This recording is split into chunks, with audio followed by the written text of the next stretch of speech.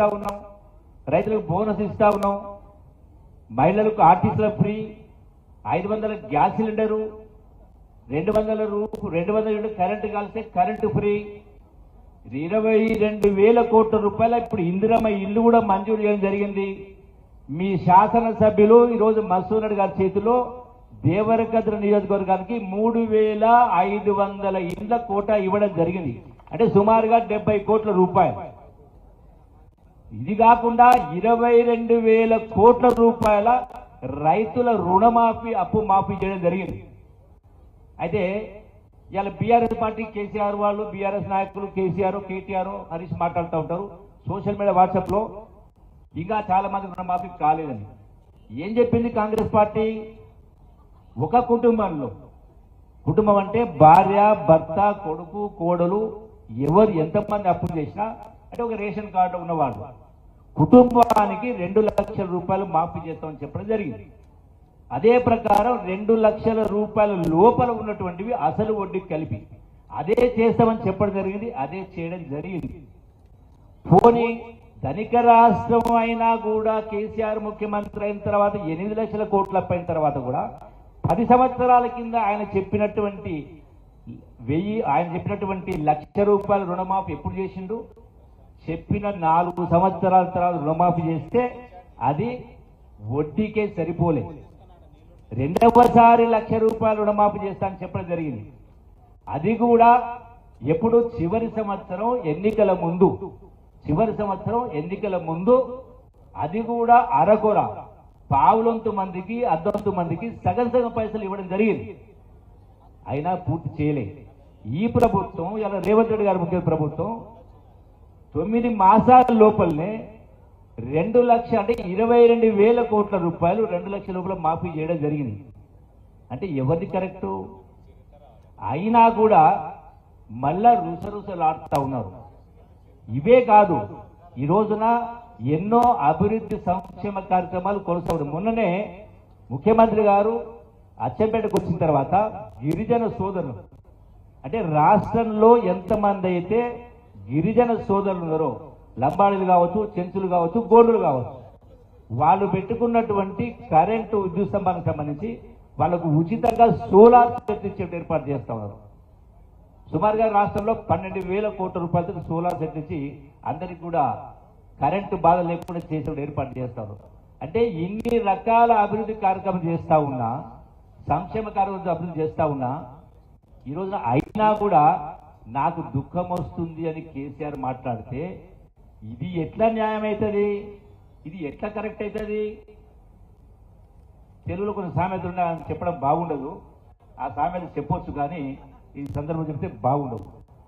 అంటే మరి ఉల్టా మాట్లాడుతూ ఉన్నారు. ఉల్టా చోరు కొత్వాలకు దాంటే అన్నట్టుగా కేసీఆర్ కుటుంబ సభ్యులు కాదు, 4 కోట్ల ప్రజలు దుఃఖపడుతూ ఉన్నారు. ధనిక రాష్ట్రాన్ని అప్పచెప్తే అప్పుల రాష్ట్రంగా మార్చి ఎవరు కూడా ప్రగతి భవన్ పోయినా, ఆనాటి ప్రగతి భవన్ పోయినా సెక్రటరీ కూడా పోయే పరిస్థితి లేదు. వాళ్ళు ఉంటున్నటువంటి ఫామ్ హౌస్ పోయే పరిస్థితి లేదు. వాళ్ళు పిలిస్తేనే పోవాలి. మేమందరం సాక్షులం. కళ్ళ నీళ్ళు వచ్చేది. మేము దుఃఖపడ్డాం. ఎట్లుండాలి పరిపాలన? ఎందుకొని చనిపోయినరు ఇంతమంది? అంటే గొప్ప పరిపాలన రావాలని, నిస్వార్థ పరిపాలన రావాలి. రాష్ట్రాన్ని దోసిపెట్టిండ్రు. ఇలా ఎందుకైంది ఇంత 1 లక్ష రూపాయల అప్పు? ఎన్ని కోట్ల లక్షల కోట్ల రూపాయల అప్పు?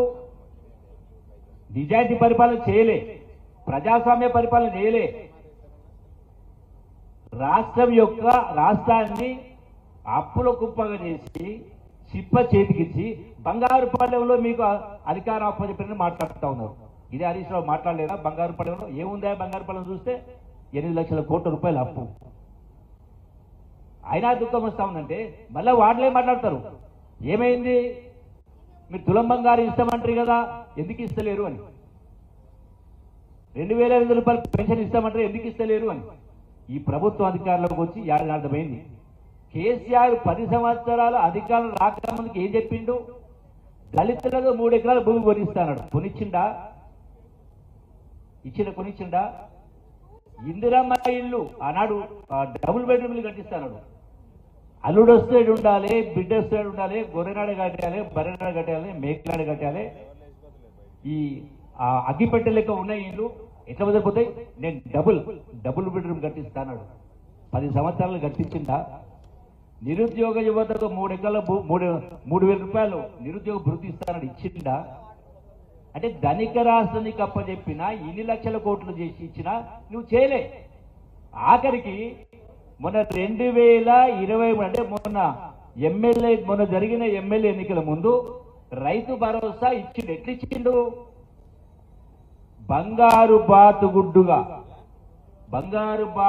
వ్యవహారం అన్నట్టుగా నెలకు 100 కోట్ల రూపాయల ఆదాయం వచ్చేటువంటి హైదరాబాద్ రింగు రోడ్డు సంవత్సరానికి 1000 కోట్ల రూపాయలు వచ్చే ఆదాయం వచ్చే రింగు రోడ్డు. అది ప్రతి సంవత్సరం కూడా ఆదాయం పెరుగుతూ ఉంటుంది. ఎట్లయితే కార్లు, బస్సులు, స్కూటర్లు పెరుగుతూ ఉంటే ఆదాయం పెరుగుతూ ఉంటుంది.